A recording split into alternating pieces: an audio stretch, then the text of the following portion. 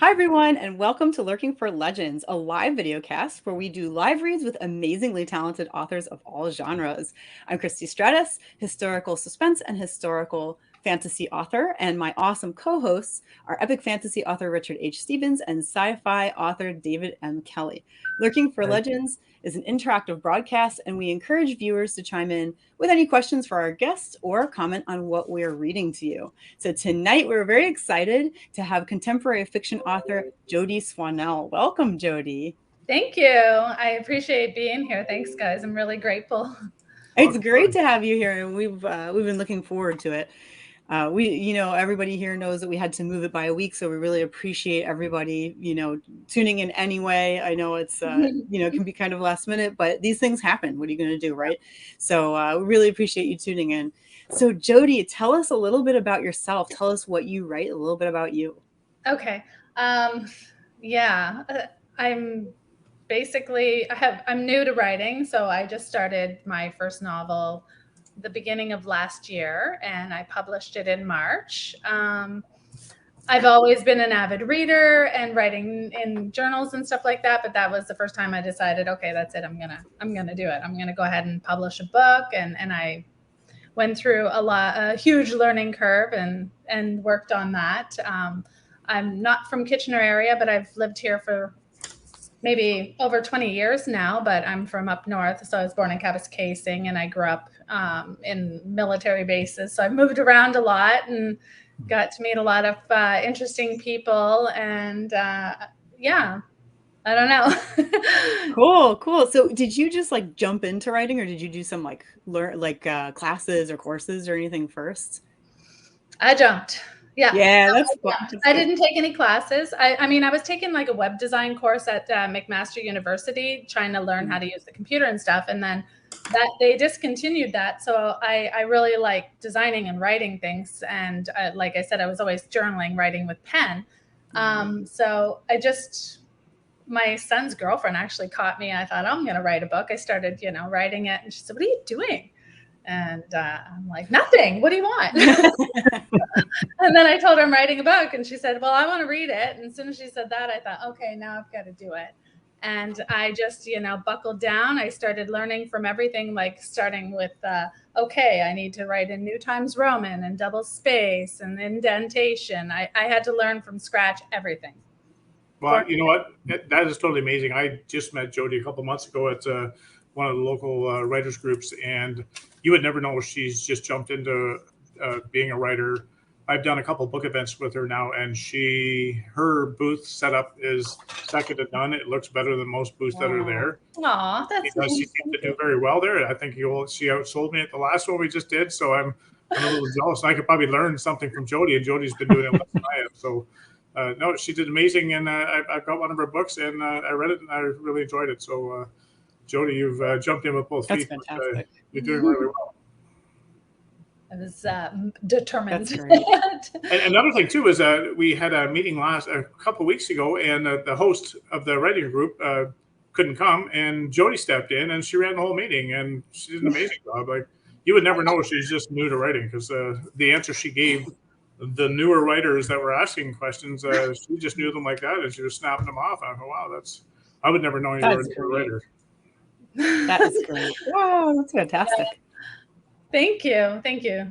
I'm very grateful for that, because I mean, I hold you in high esteem. The first book fest that we went to, my husband and son were drooling over Richard's dragons, Cool. in the parking lot, and then we're like, oh, he must be really famous. That's so. Oh cool. Yeah. I'm like, check out his books, and they were nervous to go near you.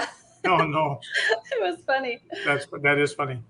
So. But it's funny, isn't it, how we all have these same experiences? Because I mean, like Richard, you were saying, like when you came to see me that time at the event, you were sort of like, "Oh my God, it's like David Kelly. Right. He's a big author," So. I love it. I'd never been to a Comic-Con in my life, and I met David through Facebook, one of the author groups there, because I didn't know how to do Amazon, and he helped me set up my account on Amazon in 2017. Oh, nice. And he was doing an event in London, Ontario at Forest City Comic-Con. I thought I'll go down and see him. I got to see this famous author selling his wares and signing books. I thought that was so cool, because I'd never actually done something like that. And Very cool. I learned from Dave, and actually, my very first con that I actually did book signings was up in David's hometown. We did the Celebrity Graphic Con, and I sat there twiddling my thumbs, hoping someone would even look at my table while Dave's sitting there signing books. And wow, yeah, I don't think I saw. I don't think I was signing that many. It's all about perception. It's a lot of fun. I guess it's relative. Yeah, no, these cons are very good. And I was talking to Jody off stage or off camera and about the event we did last week. It was okay. It was mediocre for something that I normally do. But I love being there with a bunch of authors, and I love meeting new book fans. So even though it was kind of a long day, they're always worthwhile to go to because it's nice talking about your books. Yeah. And getting books into new people's hands, and every now and then you get a return reader, and that's really gratifying. So that's very enjoyable. And it stayed dry. I was really It threatened to rain all weekend, and it was actually a very good weekend. So before we start, Christie, why don't you tell us a little bit about what's going on with the Christie Stratosphere? Oh, well, we have big news. Prohibited Magic is finally publishing to Kindle Vella. So it's a little bit later than I planned, but I did have to. Yeah. Thank you. I saw that. That's awesome. Very exciting. So this is book 3 in Grimoire Society of Dark Acts, which is Gaslamp Fantasy. So currently on Vella, it is also, you can read it on Patreon as well, patreon.com/Christie Stratus.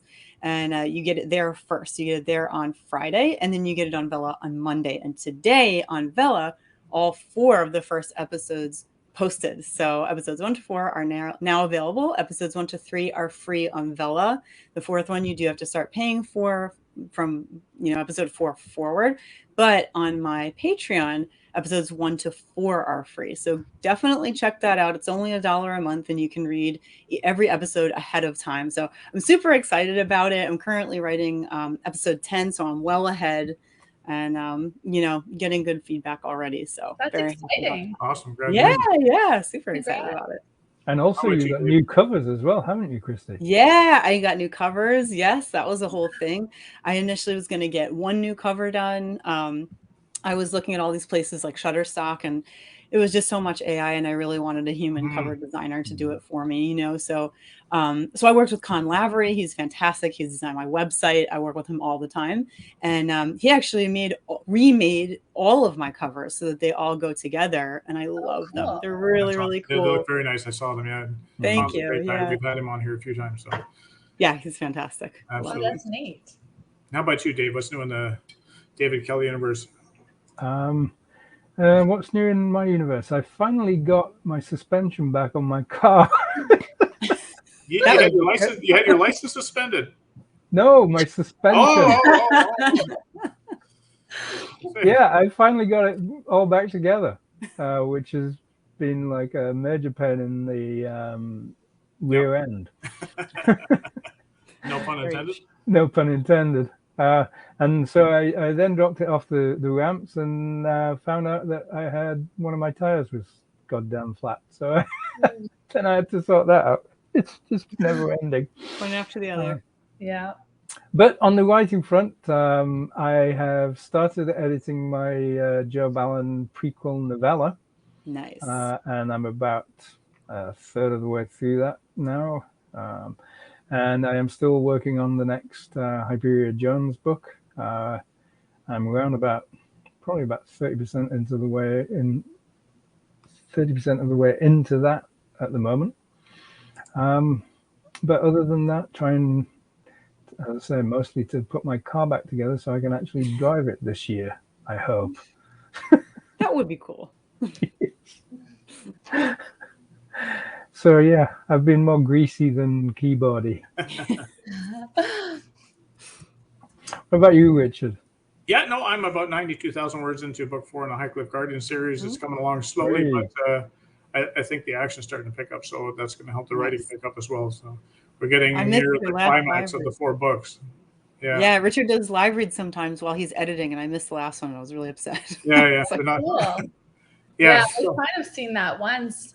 I wasn't sure what was going on. I was kind of scrolling through, and then I was like, "Oh, that's neat." It's just another way to edit. Actually, that's why I do it. I don't really look for engagement when I'm doing that, but it's nice when people come in, and that's how I met Christie actually. So, wow! She happened to find me on a live read, and it was like the only one who kept tuning in. So, yeah. I would never do that because like nobody nobody ever sees my first drafts at all. Nothing. It's like no way. It's like until I've redrafted it, it's like it's not leaving my clutched fingers, sort of thing.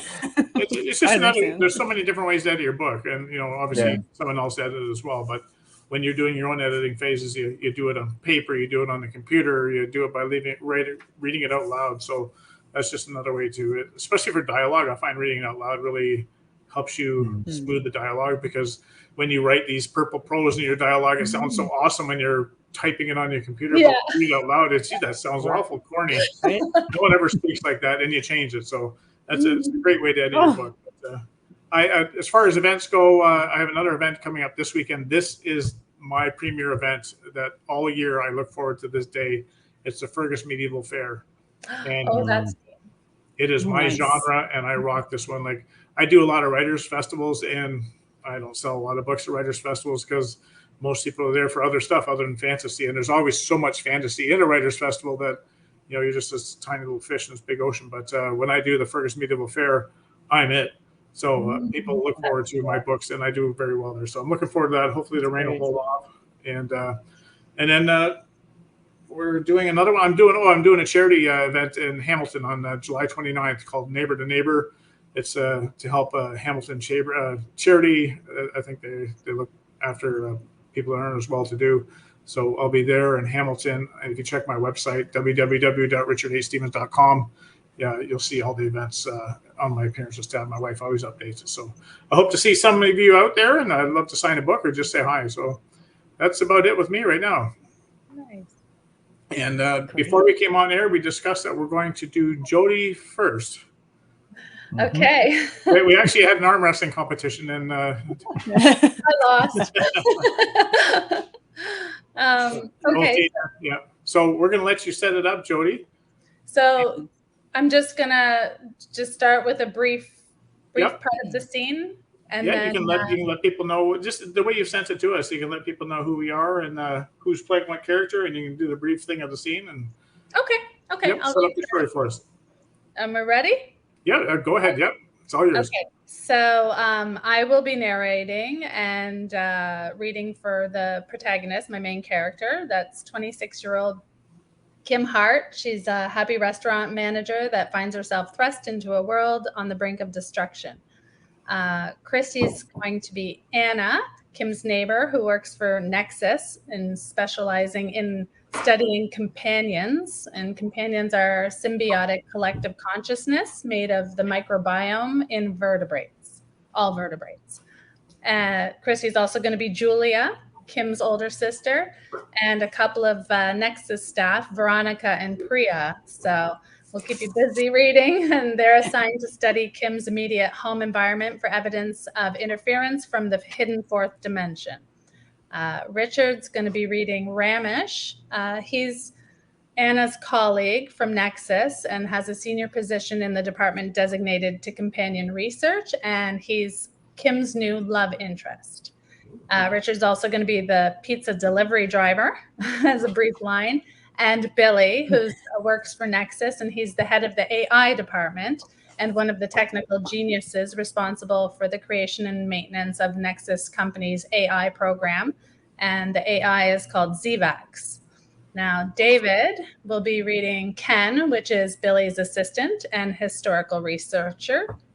He's also going to be playing ZVAX, the artificial intelligence program that runs high-tech equipment studies of the fourth dimension and the dark matter parasites within it.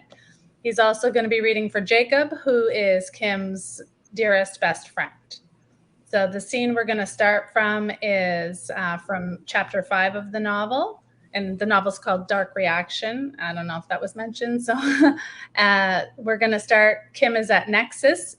That's a big company in Hamilton, in the computer lab, and she's with some staff members learning about what steps the company has taken to mitigate the parasitic invasion from the dark matter dimension. So I'll just jump in and start narrating. Yeah? Yep, go ahead. Yeah. Billy's face was flushed from breathing heavily when he stormed in and joined us. He plunked himself down on one of the wing chairs, Ramesh followed shortly after and regarded the holographic graphs above the coffee table for a few seconds before sitting beside me. I see Ken and Susie have shown you the postulation index, Ramesh said disdainfully. Susie threw her hands in the air. The hologram was here before I showed up. Don't bring me into this. It's fine, Susie. I'm not hiding anything from Kim. Ramesh turned to me. Zivac wants you to provide a sample of your bone marrow. Okay. I suppose it's going to sting, right? I winced. Don't worry about the pain. Nexus has painkillers that are so effective they'll make you think you went for a massage. Ken winked. Zivac's requested we get a biopsy to look deeper into your biology. You have macrocytosis. Your red blood cells are larger than normal, and you also have a fast heartbeat. Billy said. I didn't know that. Is it serious? I asked. Hard to say without further examination. Red blood cells carry oxygen. From what I understand, it could simply mean you're borderline anemic. Nexus is researching and logging everything about your health and lifestyle. Billy answered. If you thought you had any privacy, think again, Susie said sarcastically. What was that other thing you found? Zivacs? Billy sat back in his chair, his color returning to normal. We discovered 2 infrequent non-coding DNA sequences in Kim's genome. One of the strands of DNA serves an unknown functional role that might decipher why Kim seems to have protection against attachment or feeding from the arachnids. The other transposon regulates the enzyme responsible for bacteria tolerance. This special gene allows Kim's bacteria to flourish, which could help explain her exceptionally healthy microbiome.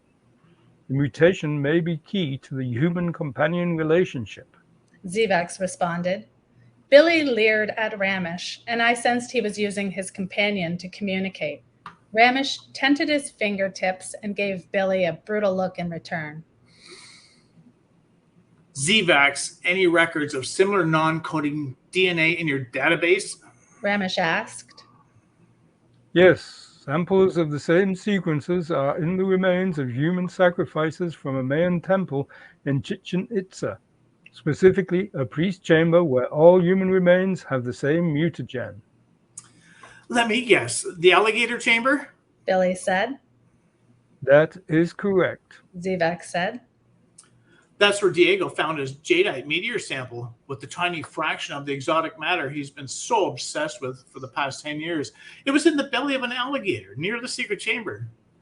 The reptile had a few stones it had swallowed, probably so it could dive deeper.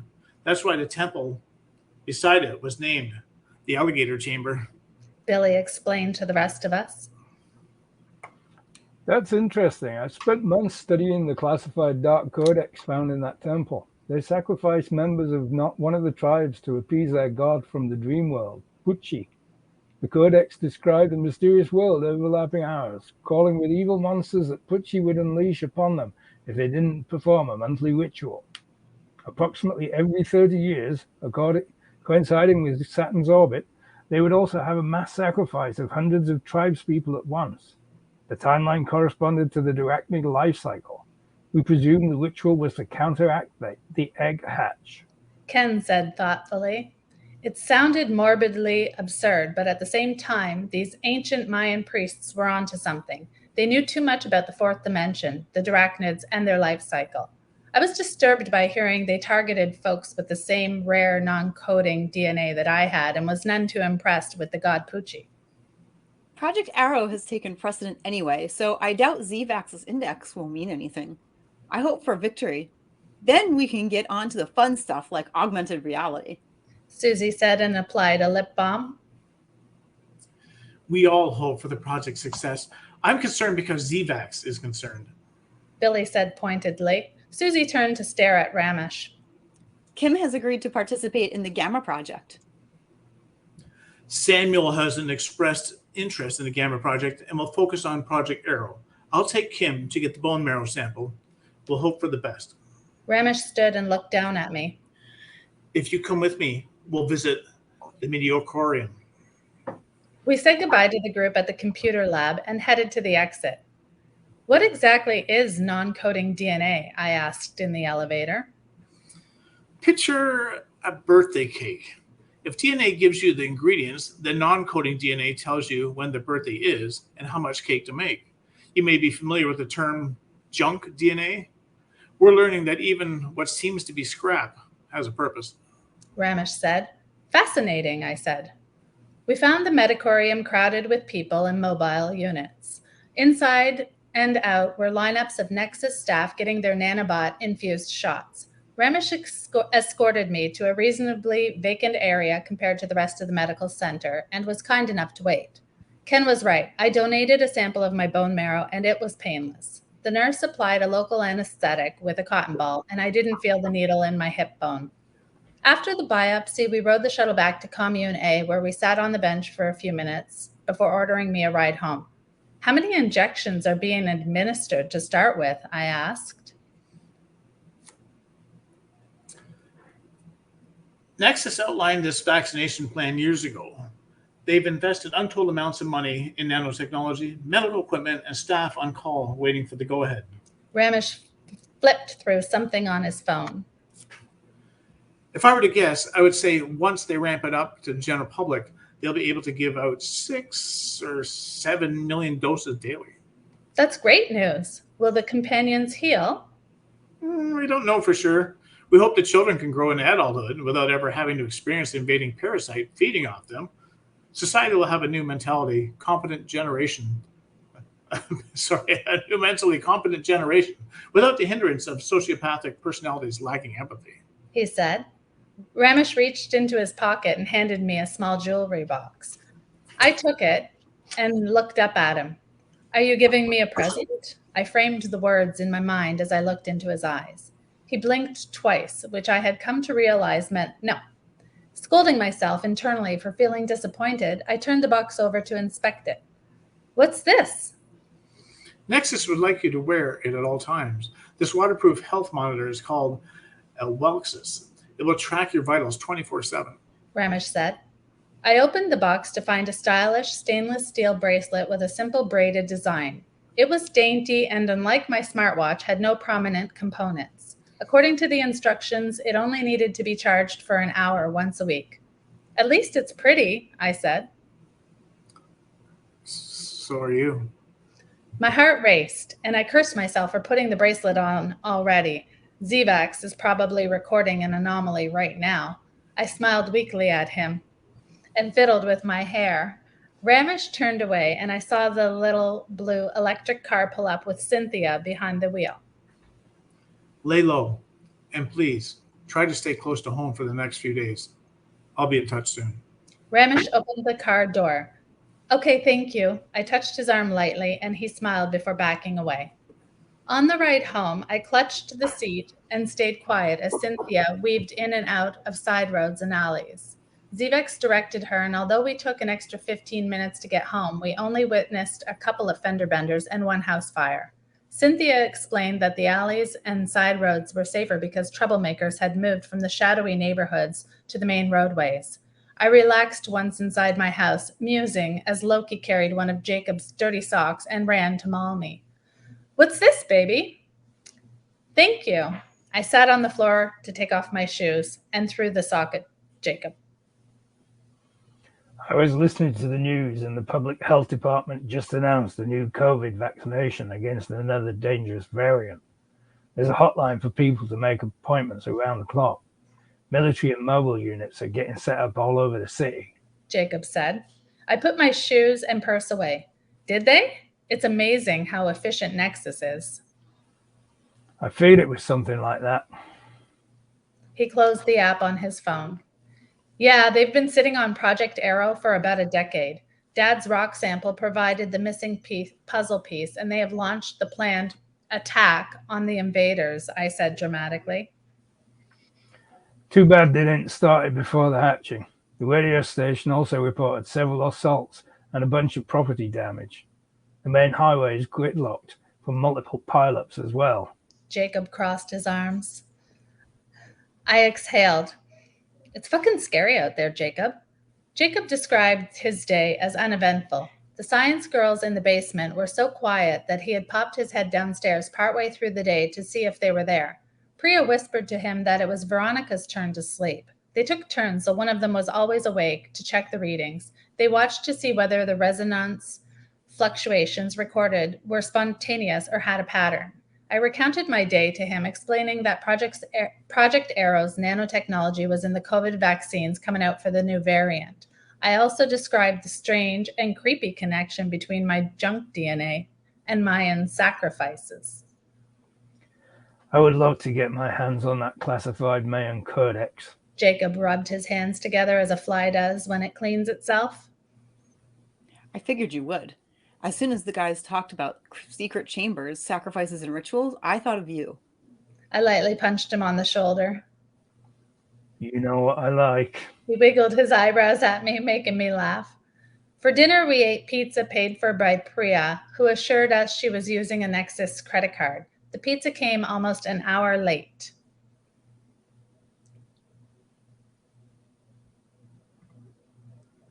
You're muted, Richard. Should I continue? The delivery driver told us he looked like he'd seen a ghost and darted away like he was being chased by one. Poor kid, Priya said. I closed the door while she took the pizza to the table. I insisted Veronica and Priya eat in the dining room with us since they provided the meal. I wolfed down 3 slices and listened to Jacob question the girls about the structure of the fabric of our reality. The 3-dimensional flower of life pattern can describe the gravitational field of any object in our dimension. Zivax has postulated that the laws that govern the particles in the hidden 4th dimension are quite different. Veronica said. We believe the wavelength of the most fundamental fragment of dark matter is longer and vibrates slower than those in our dimension. It hardly interacts with the electromagnetic field and is essentially cold. Priya said. Do you think there's intelligent life in the dark dimension? Jacob asked. Priya and Veronica looked at each other for a split second, and Veronica sipped her soda. Hard to say. Priya blushed, brushed her bangs out of her eyes. Intelligent life has not been ruled out because we know so little about WIMPs. WIMPs. Usually, time is considered the 4th dimension. That's why the dark matter dimension is called the hidden 4th dimension. I understand 4 dimensions. If I tell Kim to meet me at Bean Island Cafe, I can give her the location in 3 dimensions. But if I don't tell her the 4th, what time to meet me, my coffee will get cold while I wait for her to show up. Jacob winked at me and the girls laughed. Where is this hidden dimension? It's right here. Veronica opened her arms wide. The dark matter dimension is superimposed on ours. Visualize a holographic image on a 2-dimensional baseball card. You can turn it slightly and see a 3-dimensional image. So if I could turn our world sideways, I could see the hidden dimension? Jacob's eyes searched the room as if he was trying. Dark matter moves incredibly slow, and everything, including a stone in our world, is vibrating fast and hot within it. Veronica said. Kind of makes me think of the Chinese yin and yang, hot versus cold and fast versus slow, all within each other, I said. Mathematically, it's much more complicated than that, but I see how you could make that connection. Veronica smiled at me like I was a child. Jacob's phone rang, and he excused himself to take the call. I could hear he was speaking with his new friend, Matt. Veronica and Priya returned to work in the basement, and I took Loki to the backyard. I dialed Julia's number for a video call to see how they made out in the Nexus residence. She walked around the place holding her phone camera so I could look at the elegant condo.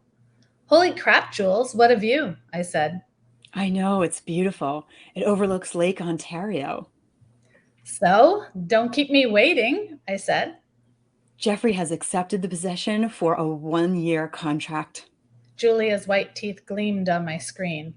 That's great, I said, delighted. How are you holding up? I asked, feeling sad suddenly, knowing that living here meant she could have seen our father more often if he was still alive. I'm holding up well enough, considering I miss Dad terribly. It's strange being here in Hamilton and not going to the Dune Care Center. We talked briefly about him, then I chatted with Sherry, who showed me some pictures she colored, which roused my desire to start another art project myself. After ending the call, I found Jacob waiting in the kitchen for me. I'm going home tomorrow if you think you'll be okay. Of course, I'll check in on you, but if you need anything, call me. Jacob cocked his head sideways, watching for my reaction. I'm good, thank you. I peered out the window to see the unmarked security vehicle parked on the street with 2 Nexus officers watching the house. The next few days were blissfully uneventful. Jacob left early in the morning before I woke and left a note with instructions to behave and call regularly. Veronica and Priya stayed for 2 more days, but were almost invisible. I spent the first day reorganizing my spare room so I could start a new painting. It had been a while since I'd fostered my creative side. Now, with the opportunity to relax, I played my favorite music and enjoyed focusing my mind on artistic expression. Mixing the colors to create a unique picture on a blank canvas made me feel like a magician, and I found it to be therapeutic. Loki woke me up on the 3rd day, whining in my face. I opened my eyes to the usual sloppy kisses and a wagging tail.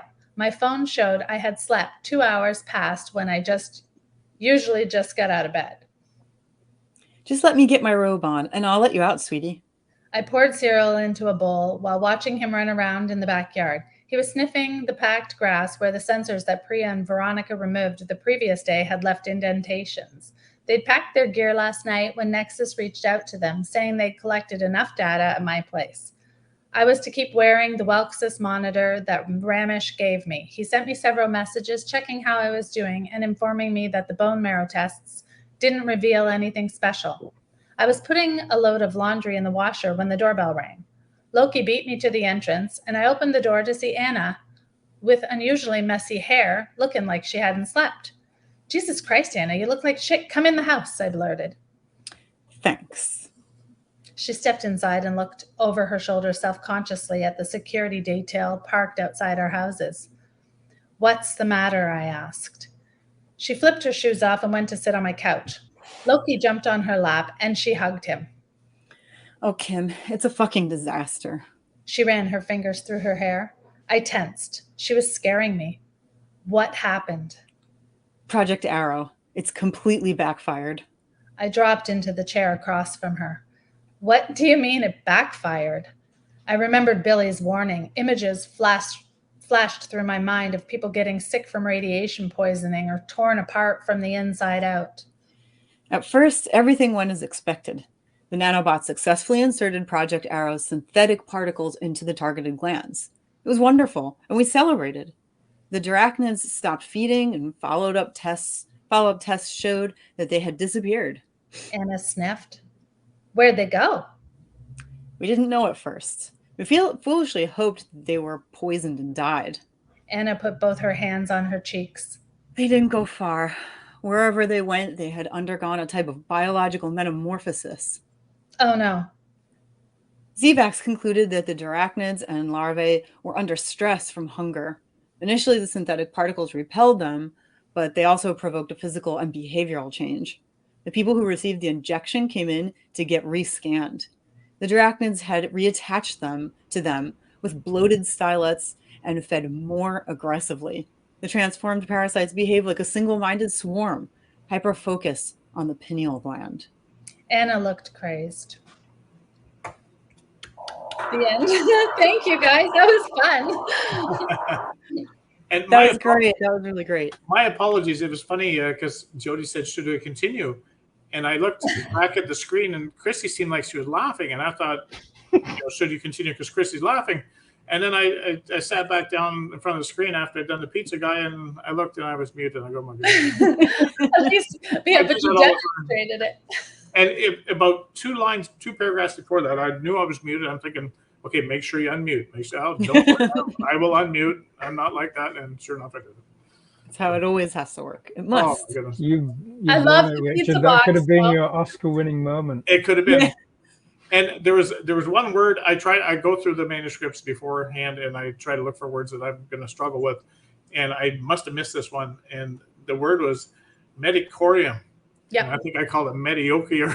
All of a sudden, my tongue just got twisted in a knot, and I'm going, "Oh my goodness!" I know. It looks better when you write it, right? You know, I'm thinking, Oh, oh, yeah. this is a nice. No, I just screwed it up. I was word. thinking, I was hoping when I said it that that's going to be the only instance of that word in this text, and then you said it afterwards properly. And oh my goodness! No, it was good. It was good. It was good. I That was really really appreciate fun. it. So, what did you think of that, Jody? That was great. I had a blast. Yeah, awesome. Yeah, you guys are fun. I know you're nervous about it, but Yeah. this is a fun thing. I'm going to go away for a little while, and I shall be back. All right, Dave, you going to go off camera there? Or just going to mute? That's fine. Yep, there it goes. Okay, so now we got to get the other one, right? Yeah, so we'll pull up Dave's. Thank you, Anita. So we've had different comments come in here. I don't know if you saw them when I was posting them on the screen. I didn't know if I was throwing you off there. I don't see them. Oh, no? No. Oh, you don't see them on the side. Yeah, but I was putting them down the bottom here. Do you see that now? Maybe. Oh, I was on the private chat. Yeah. Okay, yeah. There we go.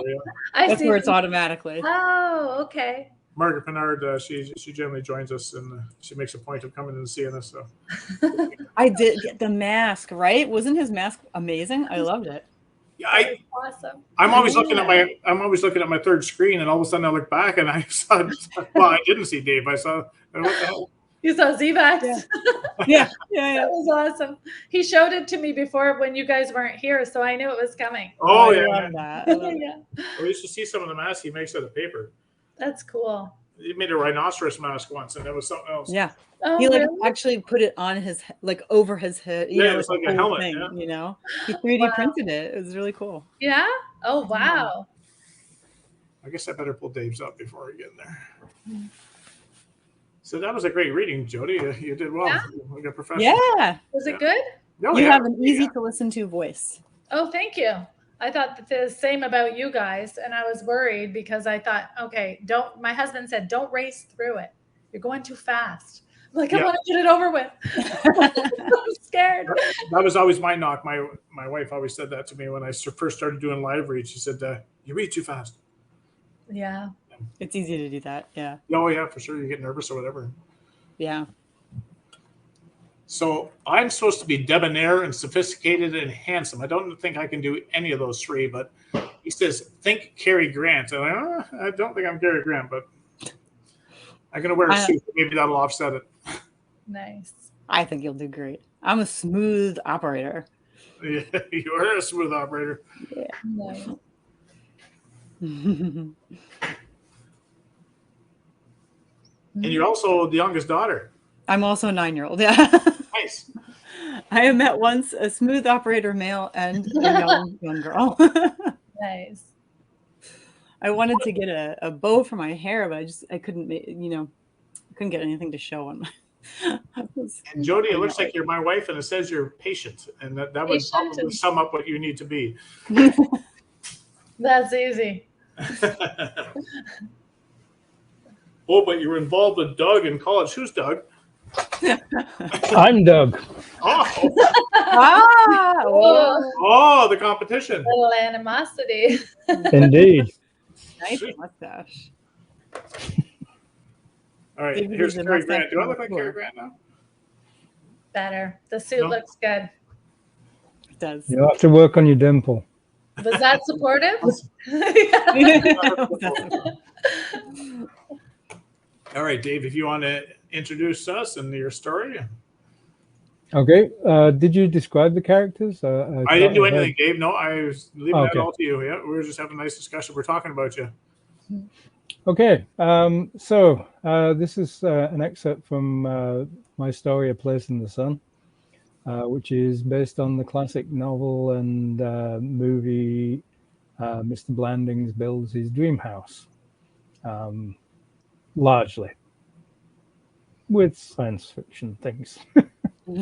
So in this reading, Richard will be playing Jim Harding, who's a debonair and sophisticated and handsome. He's something very important in the World Congress, and he's really kind of Cary Grant. Jody will be playing Joan Harding, who's Jim's wife. She's loyal, patient, and supportive, and she was also involved with Doug in college. Muriel Harding is played by Christie. She's the Harding's youngest daughter, aged 9, and somewhat precocious. Doug, and the narrator, is played by me. Lawyer, cynical, down-to-earth, having problems with his own marriage. Mike Budenich, also played by Christie, is a fast-talking, smooth operator who knows the exact amount he can take a mug for just by looking at him. And he's the salesman in this story. Nice. So, the setting. The Hardings live in a cramped apartment in the city because Jim has to be close to the World Congress where he's something big. When a company starts selling homes on other alternate Earths, Joan sees it as the perfect way to have a luxury home where they can live free and independently. When she starts bugging Jim over it, he calls his friend and lawyer Doug to help him out. They meet in a bar and have several drinks. You want me to begin? Sure. You ready? Okay. So you see, it's Joan. Jim was getting a little blurry. He was on his third martini after all. How can I leave the city when Congress is in session? But she insists. She spoke to Agnes. You know Agnes. And, of course, Tyrone. They're the worst, but they planted this thing in Joan's head. Now I can't get anything out of her. Sounds like you're in a pickle, old friend. Exactly. Jim waved to the waiter who brought in another martini. So come and explain it to her. You're my lawyer, after all. I don't handle domestic cases. You're a lawyer. You work for money. Sometimes we get days like this. There's a mean streak in you I've never liked. Sue me. Do you know anything about this Novo Mondo outfit? Only what I see in the news. I have an appointment with them at 3.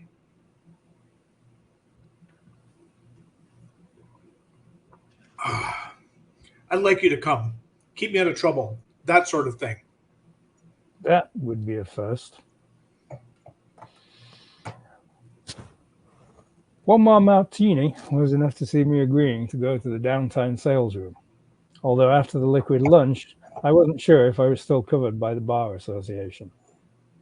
The Nouveau Mondo office was big, brash, and loud, like a Texas used car salesman. The outside awash with the most garish of 3D displays imaginable. The door slid open as we approached, and we stepped inside to a perfectly controlled environment as warm and comforting as a mother's kiss. Gentlemen, how wonderful it is to see you this afternoon. I'm Mike Budenick, buddy by name, buddy by nature. Look here, Budnick. You people have got my wife in an awful tiz. There ought to be a law. There probably is. That's why I brought my lawyer. You can't go around planting strange ideas in other wives' heads. It's unconstitutional, damn it. If you want to do that sort of thing, stick to your own wives. Budnick sized Jim up in an instant. He stripped off Jim's Rudolph Weyerburn Vanquish 2 suit, ran checks on Jim's credit chip, and even counted the loose change in Jim's pockets in a single beady glance. You have me at a disadvantage, sir. Your name, please? Harding. Jim Harding. But what's that got to do? Warn him off, Doug. You tell him. Budnick hesitated, and I saw the tiny flash in his neck as his memplant fed every bit of data available on Jim directly to his brain. After that, he knew everything about who he was dealing with, right down to his inside leg measurement. Ah, yes, Mr. Harding. Let me see. Joan, that is Mrs. Harding, came to see us just 2 weeks ago to get some preliminary information. I take it you're here to arrange a purchase? Jehoshaphat, not in your life.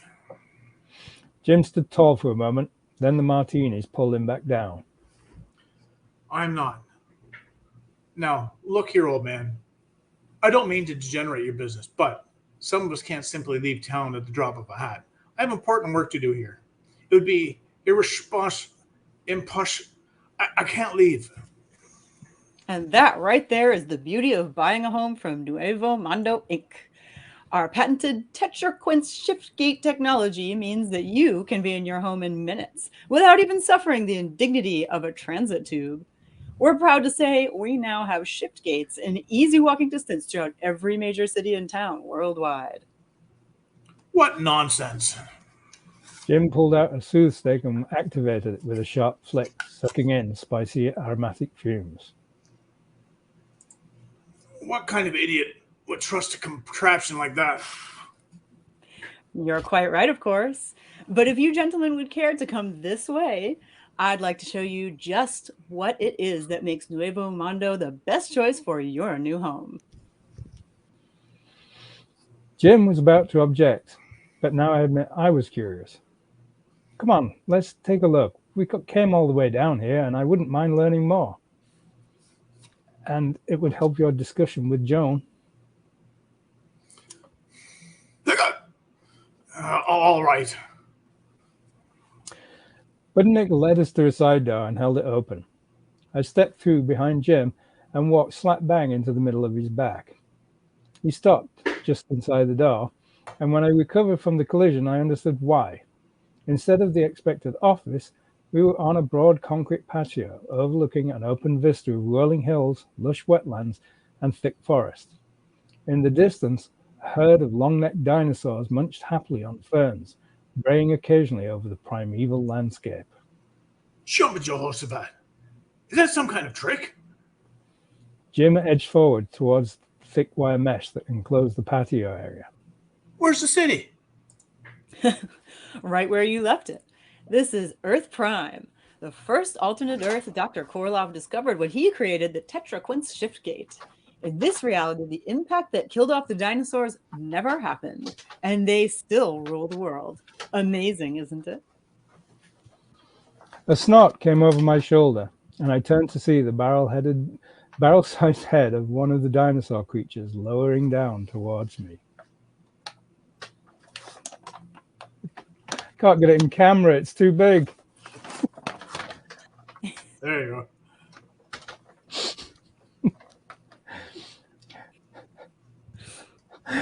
It blinked slowly, its giant chestnut eye level with mine.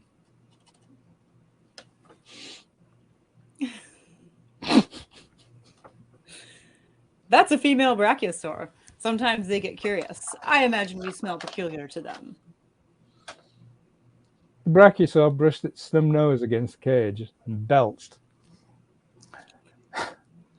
A fetid stench of rotting vegetation engulfing us. We're not the only ones.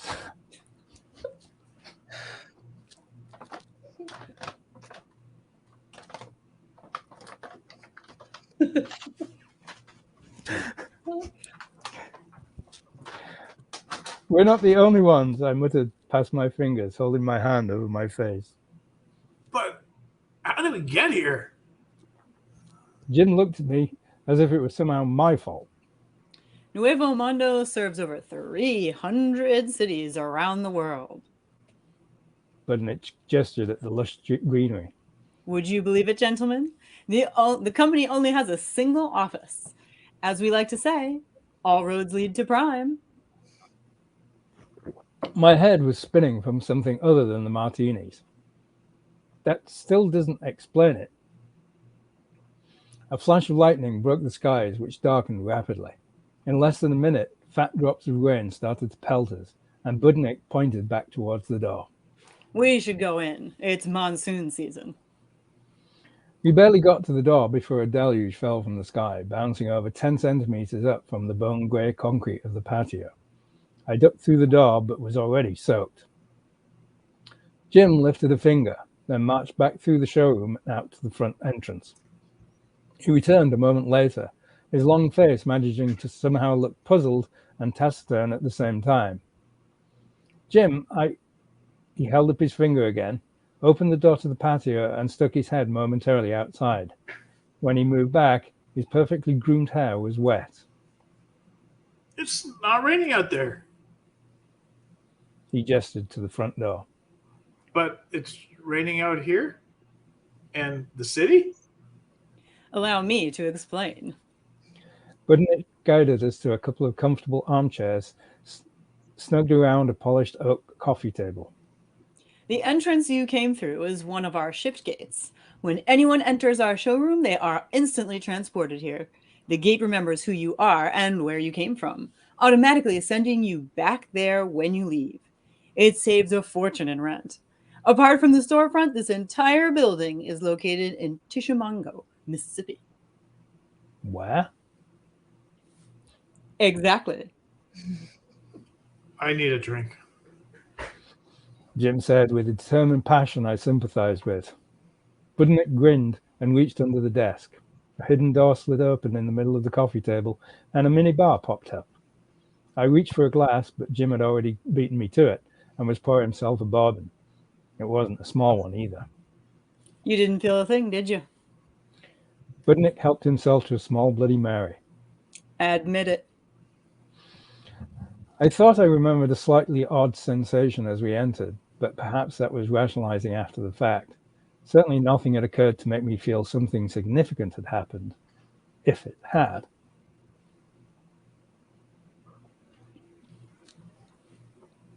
You can do that anywhere? Well, there are some limits, but none in a practical sense. Let me see. Budnick made a show of pulling a datapad out of the inside pocket of his over-shiny suit and tapped a few times on the screen. The thin surface filled immediately with information that neither of us could see clearly. It was a sham. The mem plant had already supplied him with everything he needed to know about his prospect.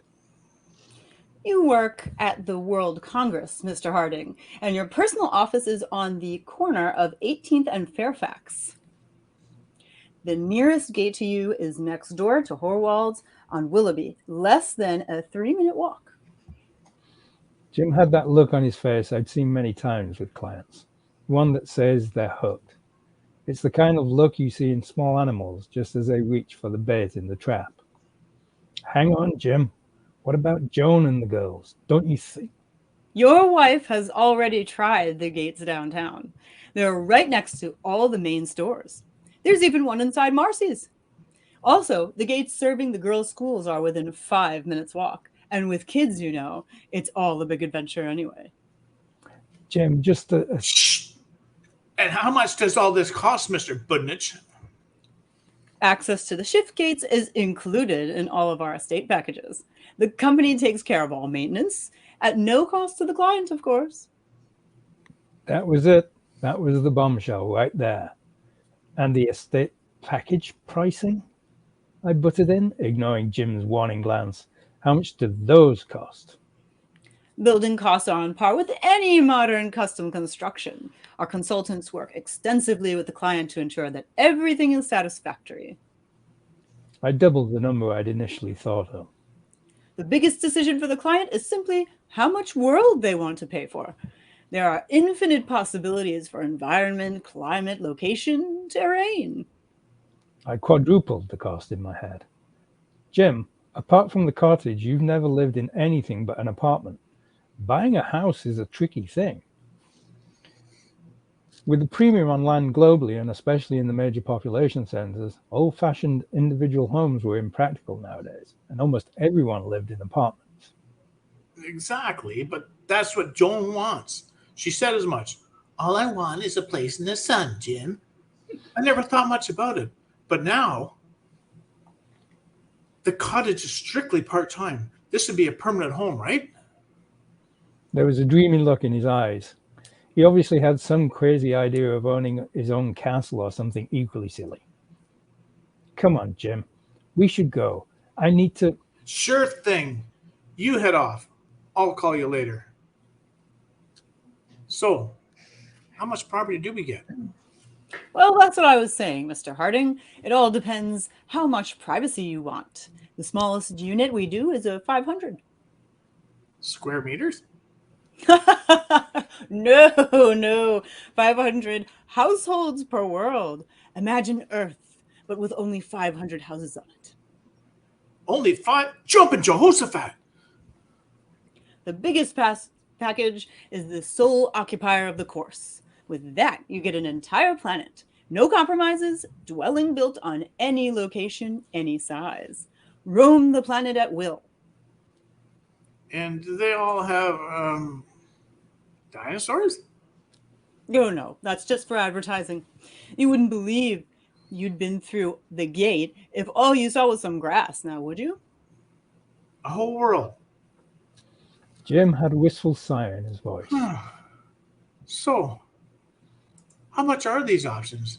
Speaking purely theoretically. Jim, as a friend and a lawyer, I had to try and stop him before it was too late. Oh, you're still here. Don't worry. You go do what you need to do. I'll be fine and make my own way back. The smug look on Budenich's face told me otherwise, but there's only so much a lawyer can do to protect clients from their own stupidity, and I knew I'd lost this one. Just promise to run everything by Joan and me before you sign anything, okay? He barely nodded before turning back to Budenich, who had already poured another glass of bourbon and handed it to Jim. So we're now having a scene break and moving a little bit further on the story. The Hardings have decided to go ahead with their new house and have signed up for the most expensive option, where they have an entire planet to themselves. After the construction of the house is completed, they throw a huge housewarming party to show off.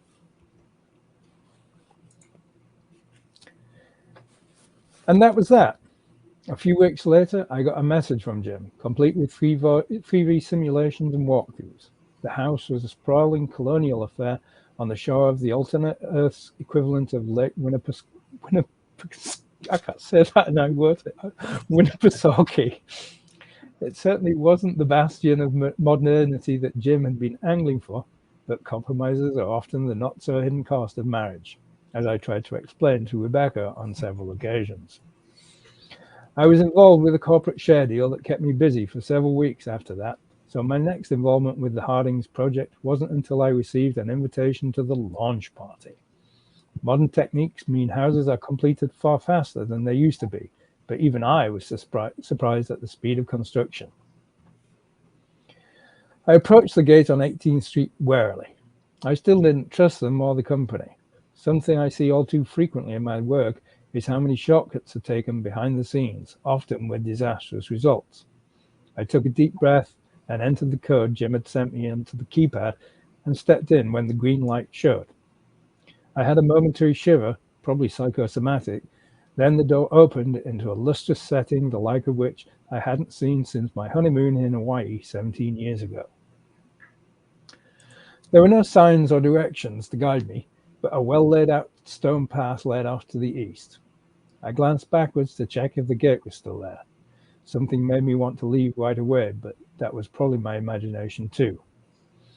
The gate was there, a reassuring black and silver cylinder poking up from its base, like an elevator that had escaped from a shopping mall, and I turned to follow the path. The air was sweet like honeysuckle, and warm enough that I took off my jacket within a few meters. The invitation said beachwear, but the Hessel flesh wasn't so casually exposed to public scrutiny. The house was a triumph, a sprawling multi-level ranch with a facade of what appeared to be natural stone. It almost looked like a rock formation that had grown out of the ground rather than an artificial construction. There were clumps of pines dotted around the edges of the groomed areas. Either they'd been placed precisely or the house construction had been incredibly non-disruptive to the surrounding environment. They looked like they'd been there for years. I'm not a tree specialist, but I was sure it took decades, if not longer, for trees to grow that tall. To one side of the house was a wide stream that sluggishly flowed into the turquoise lake on the far side of the house, perfect for swimming or boating. And as I walked further, a well-dimensioned dock came into view. In Xanadu did Kubla Khan a stately pleasure dome decree, I muttered to the manicured clumps of greenery framing the path. The route led directly up a wide portico for entrance framed by what looked like polished white marble, but I didn't follow it and skirted around to the side to worship the rest of the building. At the rear, a low patio surrounded what I assumed to be a freshwater pool, which seemed the height of overindulgence, as next to it there was a white-sanded beach leading directly into the lake. The patio was wide and looked large enough to entertain the entire World Congress, which, judging by the throng gathered there, might actually have been the case. Several children were hooting from the pool, though I didn't spot either Betty or Muriel, and I wondered if Joan had pressed them into the hostess duties. Doug? I heard a woman's voice call out and looked around. Joan was waving at me from near the house. She gestured to the glass in her hand. Come have a drink. I weaved between the guests in less time than it takes to make a martini. I was next to her. This was pretty fancy. You know, Jim, he wanted to show off to the people at work. Oh, Muriel? I meant the house, not the party. I pointed to the palatial building beside it, past her shoulder. Isn't it wonderful? Where's that girl? Someone nudged me from behind. I glanced around and felt another tug in my waist. I looked down. Muriel was standing there, complete with tray and a Mai Tai, her flaxen hair glistening in the evening sun. Greetings, Mr. Hessel. I took the drink. Since when have I ever been anything other than Uncle Doug? Muriel curtsied and skipped away while I sipped my drink. I've been teaching her some formal manners, and she's gotten rather carried away with it, I'm afraid. She's even started calling me and Jim Mr. and Mrs. Harding. Kids. They can be so obtuse. How would you know? You've never had any. True, but I used to be one. A shiny new service bot pulled up with a tray of canapes.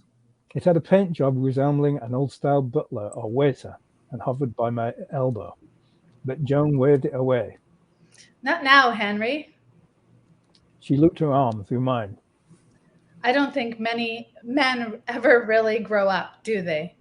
Jim's over there cooking up some crangos on the barbecue. Crangos? Jim will explain. Joan led me through the crowd to a tightly packed spot on the patio. In the middle of it, Jim was cooking over the largest barbecue I think I'd ever seen. It matched the house grandeur perfectly and was more like something you'd see in the kitchen of a top-shelf restaurant. He was wearing Bermuda shorts that showed off his sculpted bronze torso, of course. He also had a blue and yellow lie draped around his neck and shoulders. While he wasn't a male model, he was close enough to make other men around him reach for something to cover up with, including me. Glad you can make it, old boy. What do you think? Stunning. It certainly looks like a dream house. Is it as good inside? Even better. Have you got a drink yet? The barbecue sizzled and sent up a fan of flames. Jim turned back and flipped some food over. Got a juicy one here. Oh, you've got a drink. Well, have another. It's Friday. Try the food. Before I could say thanks, Jim was piling giant shrimp on my plate. They were pink and steaming, and my mouth immediately watered at the scent of buttery garlic seasoning. I suddenly remembered I hadn't eaten since lunch and took a large bite. The delicious taste melted my taste buds, and I smacked my lips appreciatively. Those are crangos.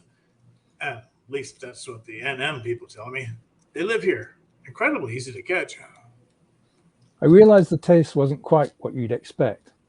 Like shrimp, but somehow more shrimpy, with a tang I couldn't place, and I felt a twinge of panic. Not shrimp? Prehistoric? Well, not exactly. What the prehistoric ones would be like if they'd survived to today, I suppose.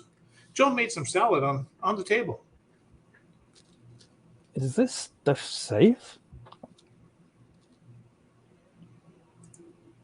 Everything's safe. Didn't I tell you that?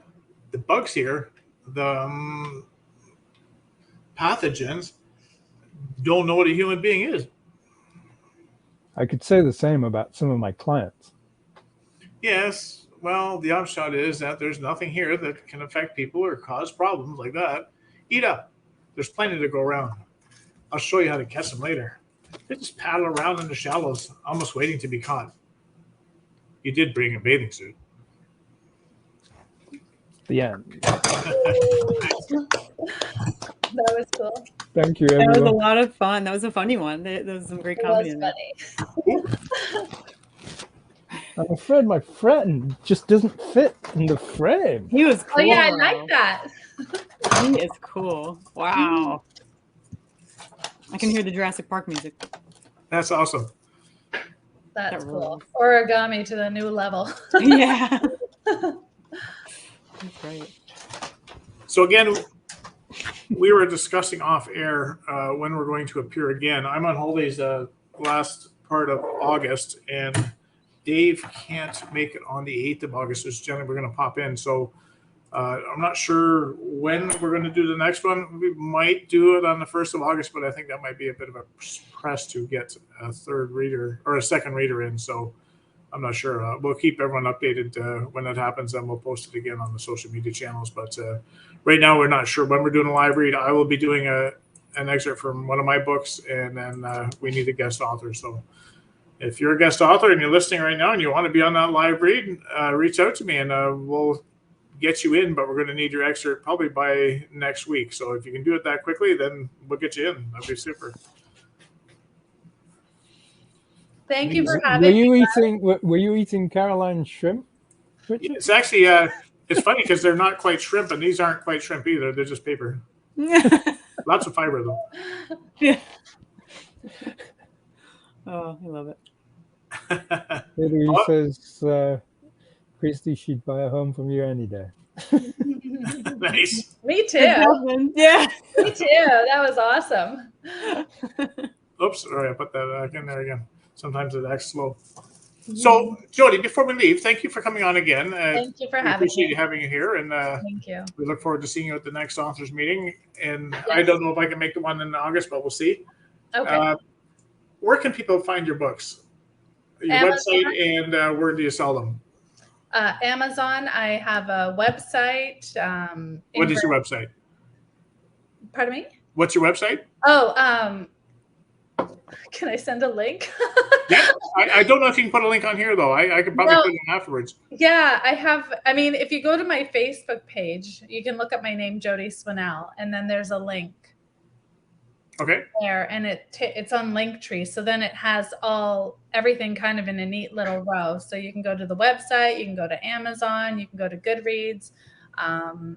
They're available on Ingram Spark, Kobo, Draft to Digital. There's a whole bunch. Smashbox, I think that's another one as well. Okay.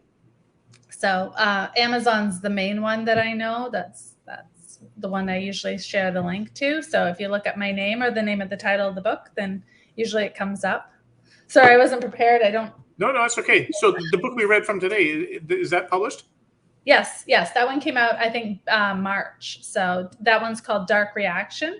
And Okay, cool. that one, that one's been out for a couple months, and it's Did I see another one? my big novel. I did the one that you bought, Richard, which was novella. I'm not sure how that's pronounced, and a couple short stories and stuff like that. But yeah, Dark Reaction's my book. And that's good. I'm glad I met you because I want to pick your brain on how you did your witches research, but we'll leave that for another day. But and Dave, your book, and where can we find your stuff? Where can we find the Brachiosaurus? And where can we find the He's Brachiosaurus? cute. Yes. Yeah, he's cute. Where can we find your books, Dave?